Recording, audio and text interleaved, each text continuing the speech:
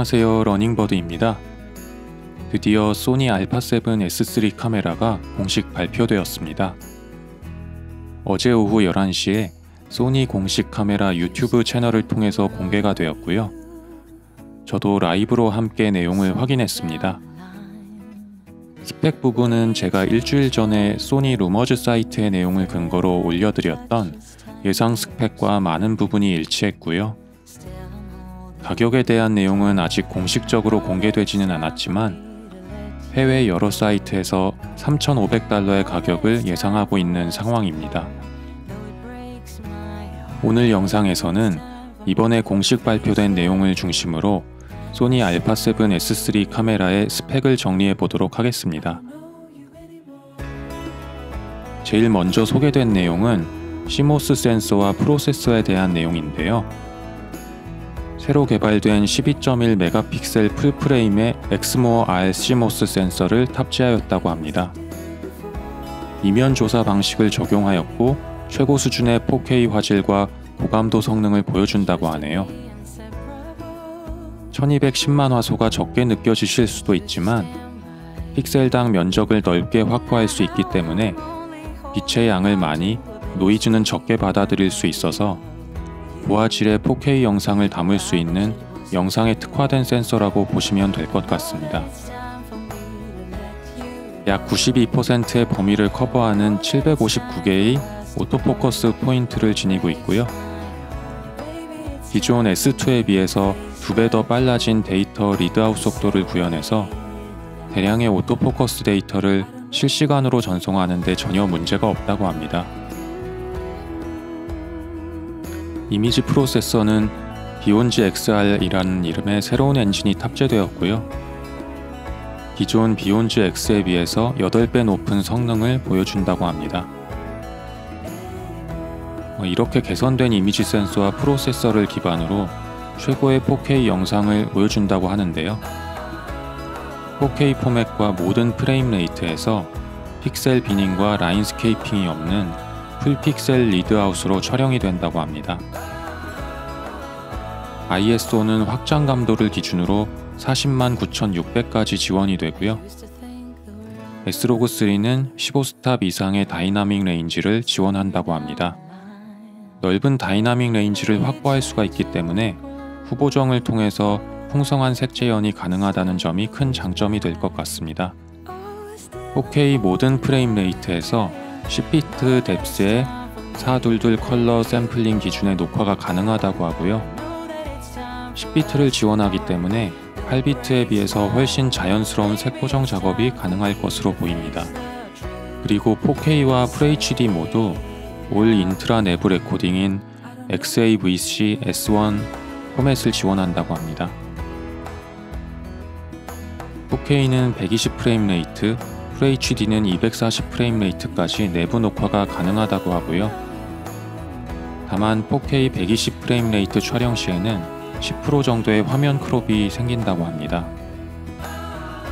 α7 M3 카메라가 4K 30프레임 레이트에서도 20% 정도의 크롭이 있었던 것에 비하면 4K 120프레임 레이트에서 10% 정도의 화면 크롭은 전혀 아쉽다는 생각이 들지는 않을 것 같습니다. 모든 프레임 레이트에서 동영상 오토포커스 기능은 잘 작동을 한다고 하고요. 기존 프로세서에 비해서 30% 정도 빨라진 리얼타임 아이 오토포커스 기능이 지원이 되고 화면 터치를 통한 리얼타임 트래킹 기능도 탑재되었다고 합니다. 네이티브 이마운트 소니 알파 렌즈들과 결합을 했을 때 최상의 영상 오토포커스 기능을 발휘할 수 있다고 하고요. 소니 α7 S3 카메라는 보다 편리한 후보정이 가능하도록 다양한 기능들을 지원한다고 하는데요.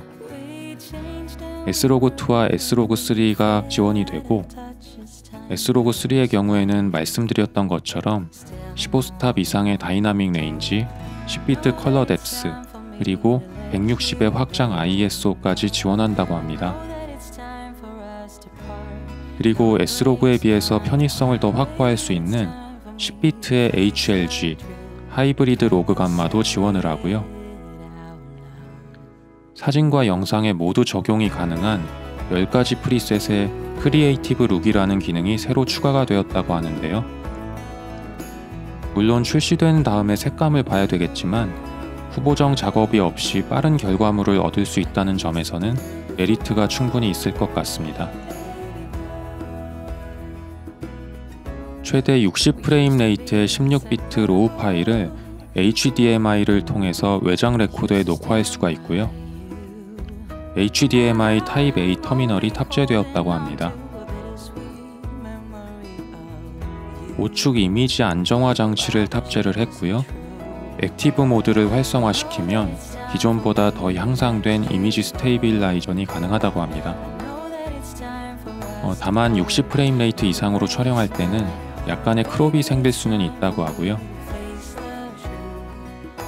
그리고 알파7 S2에 비해서 롤링 셔터 현상을 3배 이상 감소시켰다고 합니다. 비교 영상을 보니까 정말 많이 좋아졌음을 알 수가 있네요. 촬영 시간과 관련해서는 4K 60프레임 레이트 10비트 올 I로 촬영 시에는 배터리가 방전될 때까지 1시간 이상 촬영이 충분히 가능하다고 하고요.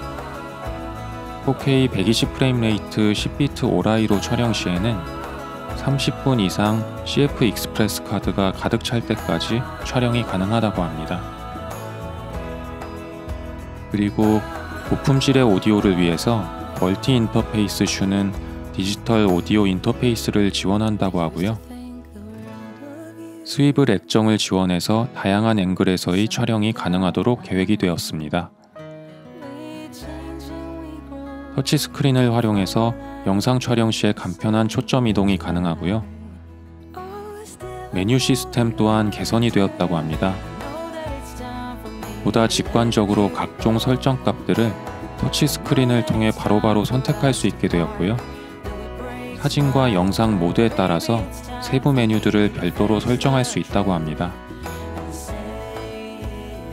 뷰파인더의 경우에는 새로운 944만 도트의 디스플레이로 가장 높은 고해상도 EVF를 탑재했다고 하고요. 저장 슬롯은 UHS-2 SD카드와 CF 익스프레스 타입 A 메모리 카드를 지원하는 듀얼 슬롯으로 구성이 되었습니다.